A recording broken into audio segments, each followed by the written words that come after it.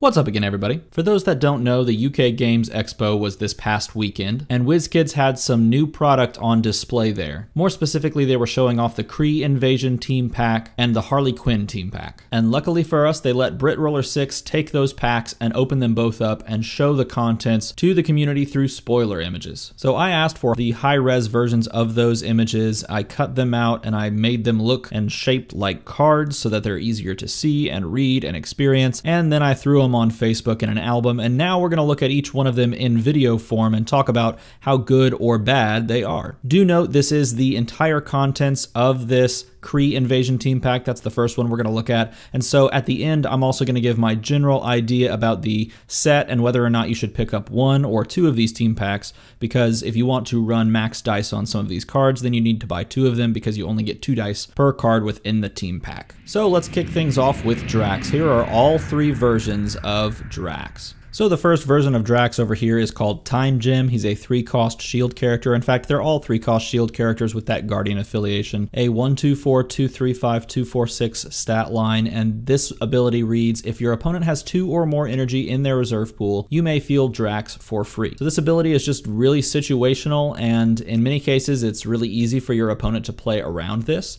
And assuming that they do, we're looking at what is essentially a blank text 3-drop with that stat line and the Guardian affiliation. And it's definitely a good stat line, even though the fielding costs are high, but it doesn't have enough impact if you don't get that trigger. And even if you do, you've ended up fielding this for free, and at that point, it's basically a blank text 3-cost with decent stats, or better than average stats. So I don't see this one doing much for the Guardians meta or for creating any sort of Guardians team, and I don't see this really making any Guardians teams in casual play as well. I think there are a lot of other, even just Draxes, that you would pick over this Drax. The middle Drax says, if you have fielded a non-Drax Guardian character die this turn, you may field Drax for free. So again, this ability just isn't impactful enough to justify running it in anything more than a theme team. In general, fielding cost discounts can be good, though don't really ever make their way into competitive play, but it's much more suited to something like a draft format. So if you plan to get some people together and make a cube and draft the Avengers Infinity set alongside this Kree Invasion Team Pack,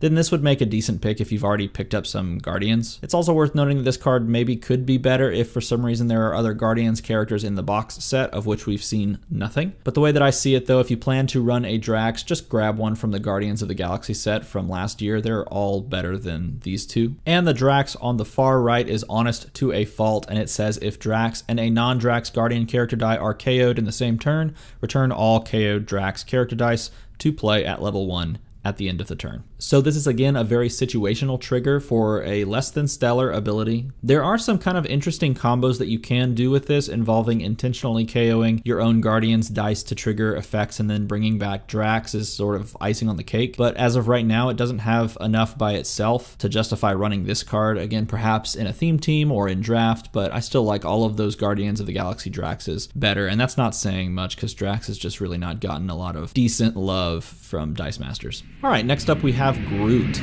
Quick apology for the middle picture, as that's all that was there and I had to roll with what I had, unless I wanted to sit there and reconstruct the entire side and kind of create it myself.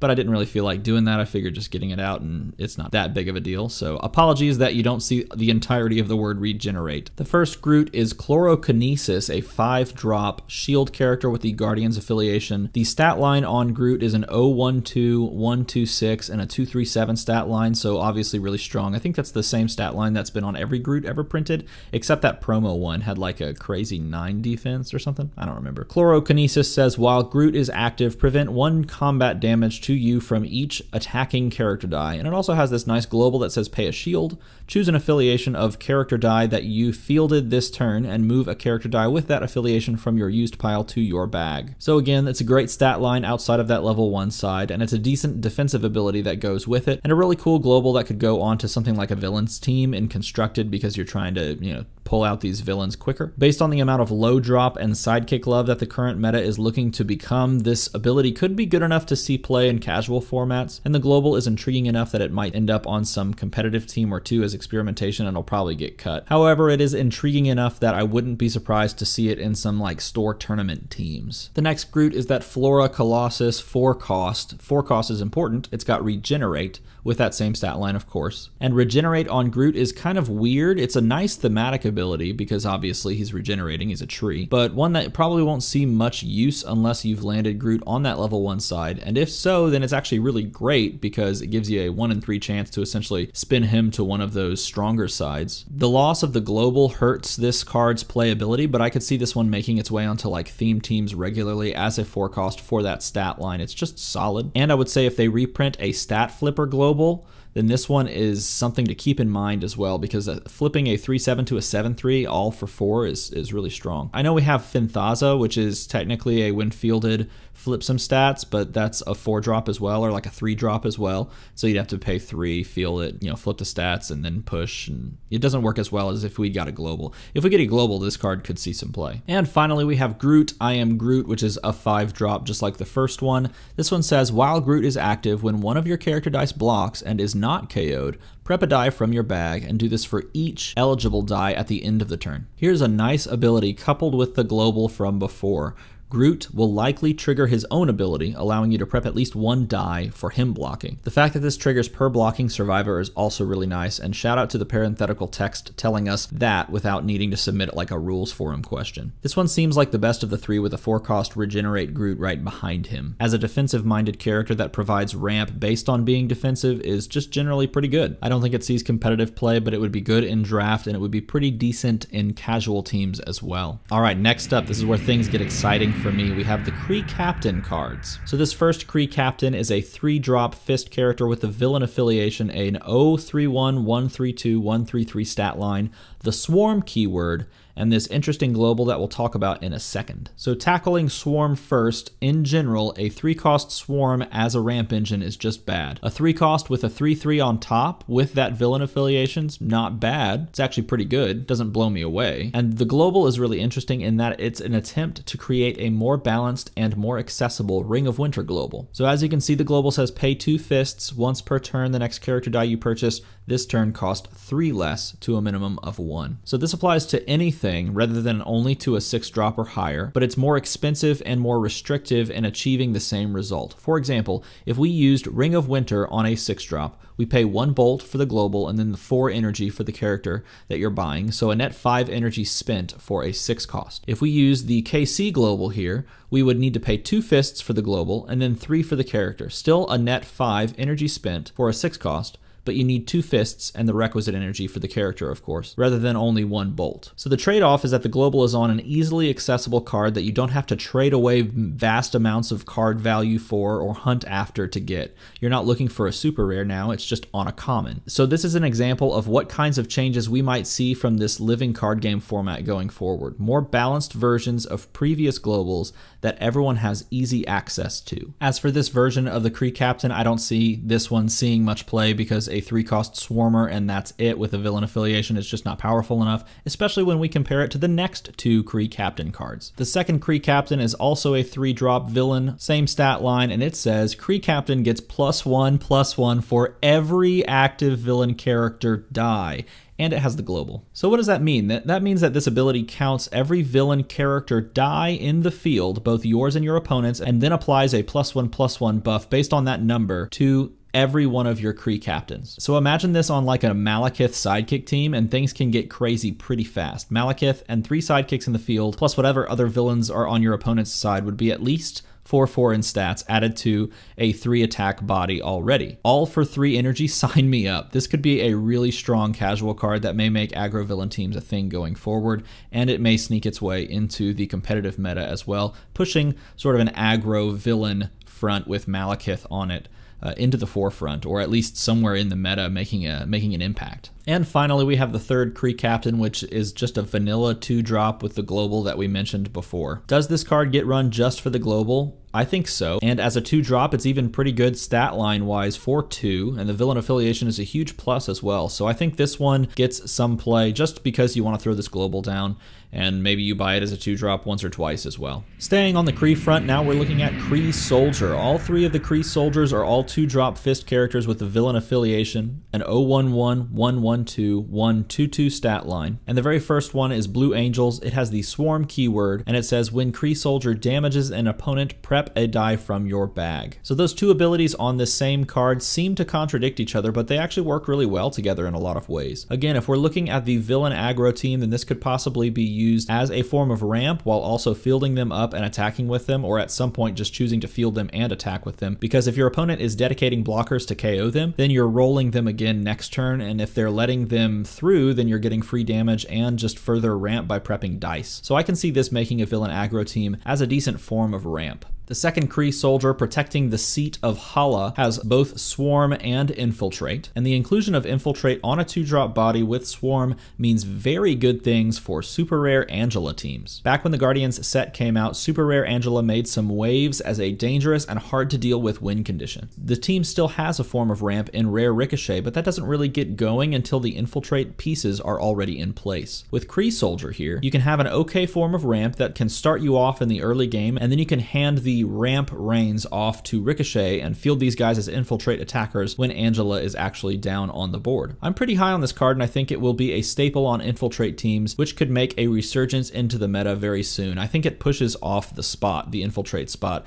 and takes its spot instead. Last from the Kree soldiers, we have Stagnant Evolution, which says, while Kree soldier is active, your character dice with purchase cost 3 or less are free to field. Look, we can make our Drax dice free to field. We don't even need to run the one that makes itself free to field. We got this. So there are a few aggro cards out there in the modern meta with high fielding costs that this could help. Things like Firefly, Red Hood, even Thinthaza that flips the attack and defense. Those are all 2 fielding costs on top. This doesn't have the same punch that the other 2 Kree soldier cards do, however, so I don't see this one seeing as much play. Moving on, we have Mantis. This first Mantis is a 3-drop mask character with a Guardians affiliation, an 013, 024, 134 stat line, the same one we saw on the Mantis from the Guardians set, and this says, while Mantis is active, your Guardian character dice cost 1 less to field, to a minimum of 0. Look, here's something else that will make your Drax dice easier to field. In fact, this ability is actually pretty good for all Guardians characters in general, as most of them have 1 to 2 fielding costs on nearly all of their sides. So I would consider this to be sort of a staple on theme teams and would be pretty decent in draft formats if you plan to create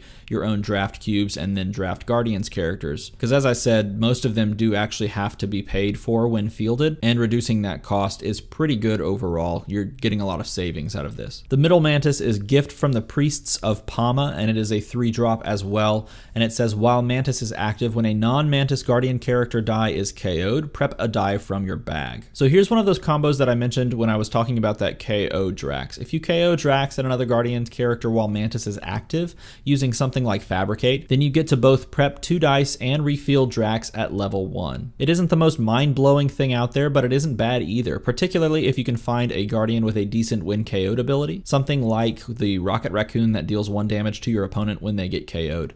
This way, when you KO Drax and Rocket, you prep 2 dice, you deal 1 to your opponent, and you bring Drax back on his level 1 side. Certainly sounds cool and could be the start of something good, but that in and of itself isn't quite powerful enough to make the cut as a staple in a semi-competitive play. And finally, we have this 4-drop Mantis, This One Knows, and it says, while Mantis is blocking, if she is assigned combat damage equal to or greater than her defense, prevent all damage to you from target attacking character die. Now we're talking. Imagine this blocking a Gold Dragon or a Fix-It. She blocks them by herself, and then she negates any overcrush damage that they would deal to you with her ability. This Mantis could even do some work against like sidekick buffing aggro teams. If she can block and get that ability to trigger, she can soak up the damage from something like an unblockable sidekick or ally. It's a pretty good answer to the powerful physical damage cards in the current meta, and we'll see some experimentation in semi-competitive lists to try and combat things like Fix-It and Gold Dragon, and it may be very successful. We'll see. Alright, with 3 characters left, we have Rocket Raccoon as one of them. This very first Rocket Raccoon says, for the love of battle. It's a 3-drop Bolt character, Guardians affiliation, 021, 132, 142 stat line.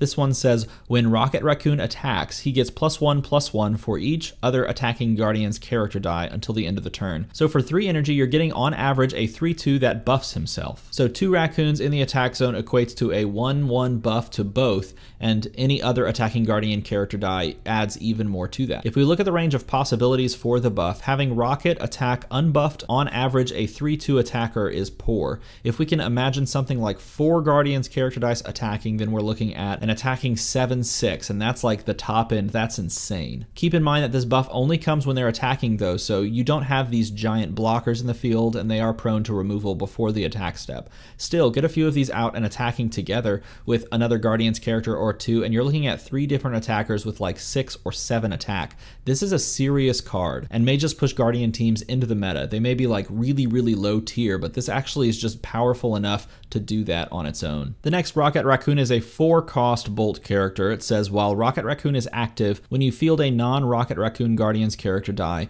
Rocket Raccoon gains +2 attack. It's strange that we go from that first ability as a 3-cost to this 4-cost version with a more tame ability. Assuming that you can field like 2 Guardians and have something like 2 Rockets in the field, which is really pushing it for a 4-drop, you're looking at on average a 7-attack character again, but this time it's much more difficult to set up and a lot less consistent. I don't see how you justify this version over the first, and I don't expect to see this one seeing too much play. The final Rocket Raccoon is a 3-drop again. This one says Rocket Raccoon gets +2 defense for each active non-Rocket Raccoon Guardians character. Point of note, it says character, not character die, so you're not counting how many character dice you have in the field, you're actually counting unique characters. So if we have 2 different active non-Rocket characters in the field along with Rocket here, we'd have some nice beefy 3-6 characters, and that's a static buff. This would look something like a Mantis, a Groot, and a Rocket all in the field together, and that's fairly achievable, but again, why do that when you can have some attacking 7-6ers? I guess if you wanted to play something that was a bit more mid-rangey that just gets you a bunch of solidly statted dice for a value at 3-cost, then this makes sense, but I just don't see it having the impact that the first Rocket will. Alright, last 2 characters, and the second to last one is Supreme Intelligence. All versions of Supreme Intelligence are 7-cost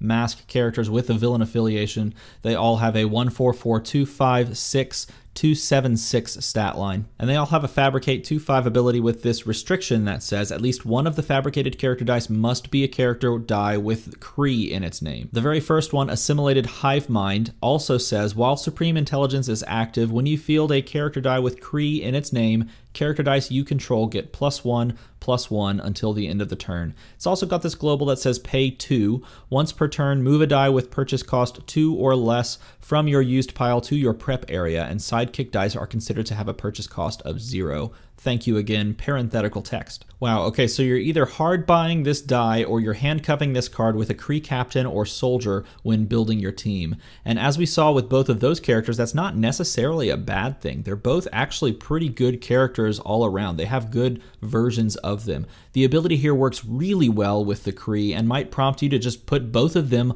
on your team together with Supreme Intelligent, which is exciting from a flavor and theme standpoint.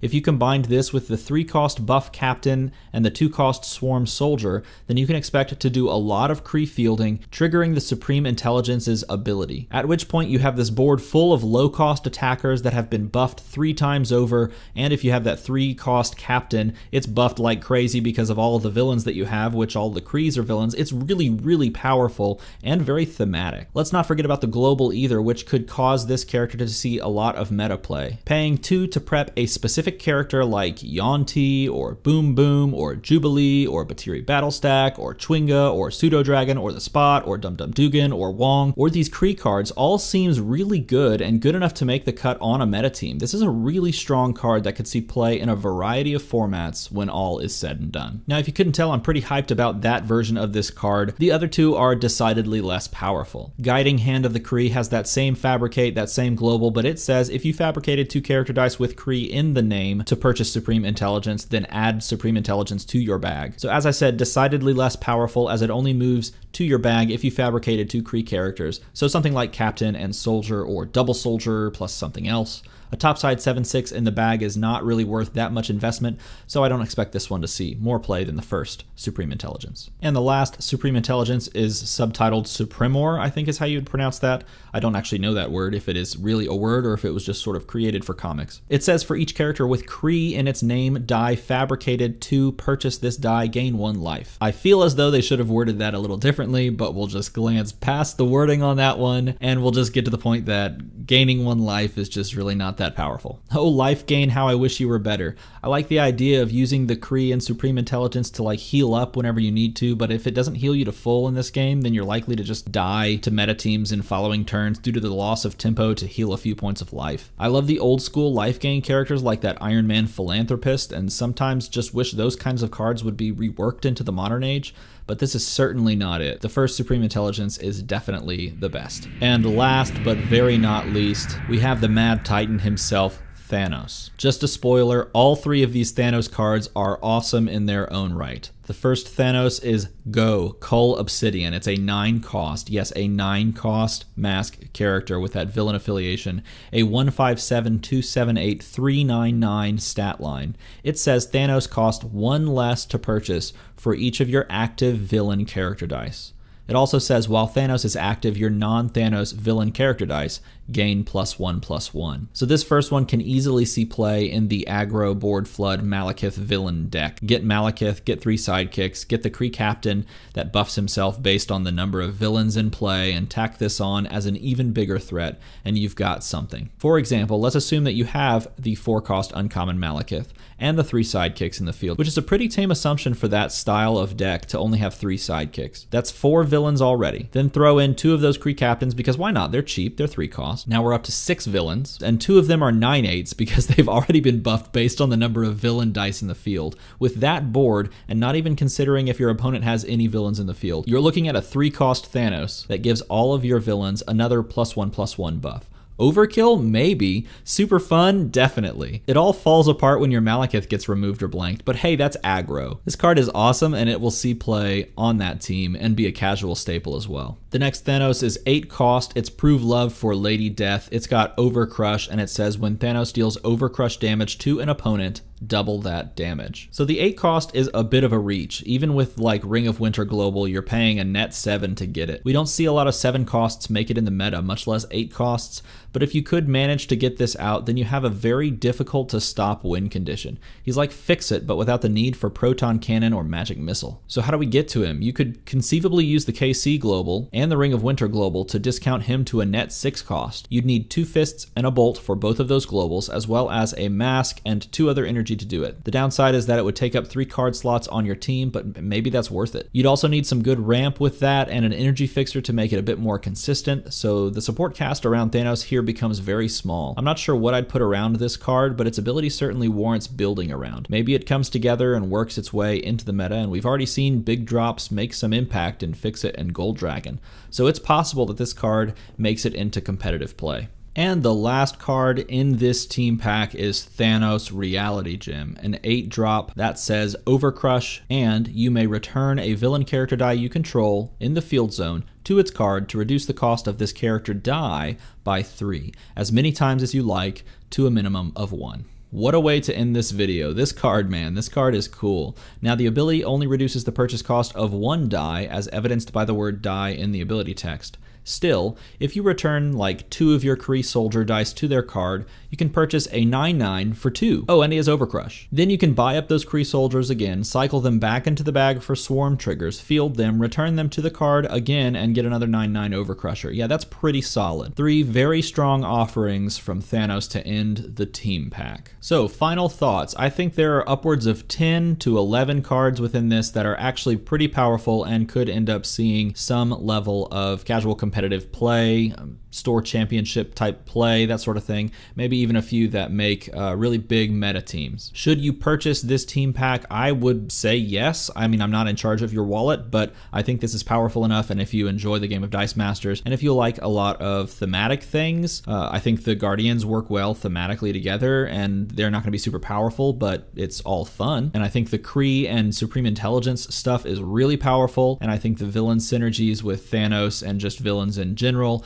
are made even better through this team pack. Now the question that we now need to ask is, should you buy 2 of these to get max dice? In my opinion, I will be buying 2, simply for the fact that I want 4 dice for the Kree Captain, I want 4 dice for the Kree Soldier, I actually want 4 dice for Thanos, I want 4 dice for Rocket Raccoon. I could go with 2 dice for the Supreme Intelligence, that's fine. I'm not really going to be using the Fabricate too much, I just want it for its buffing ability, so maybe using the Fabricate once. But there's enough cards that I just mentioned that I would actually prefer 4 dice for that I will be picking up 2. What do you do with those extra cards that you just bought the second pack for dice for? I don't know, make a coaster out of them, put them up on your wall or something. But to me, it's worth having 4 dice for. And so if you want my recommendation, I would pick up 2 of these. So what do you think is the most powerful card in this set? Do you think this set is worth buying 2 of? Let me know in the comments below. I always love reading those and hearing what you guys have to say. This is a really insightful and awesome community, so if you've not read the comments before, I'd check those out because there's always something in there that piques my interest. As always, everybody, thanks for watching.